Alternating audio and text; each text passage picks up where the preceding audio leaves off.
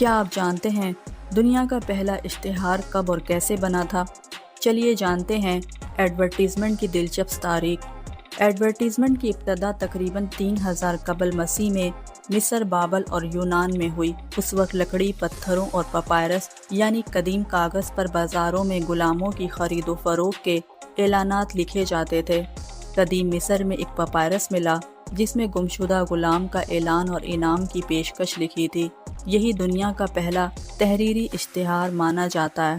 پہلے بازاروں میں لوگ آواز لگا کر چیزیں بیچتے تھے، بالکل ویسے ہی جیسے آج ریڑھی والے پکارتے ہیں۔ پھر 1600 میں جب پریس پرنٹنگ عام ہوئی تو اشتہارات اخباروں میں آنے لگے۔